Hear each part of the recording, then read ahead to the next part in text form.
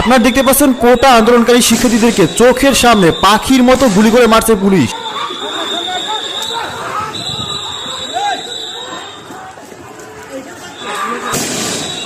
অন্যদিকে কিছু কিছু স্টুডেন্ট পুলিশকেও ধাওয়া পাল্টা ধাওয়া করে রক্তাক্ত করে দিচ্ছে।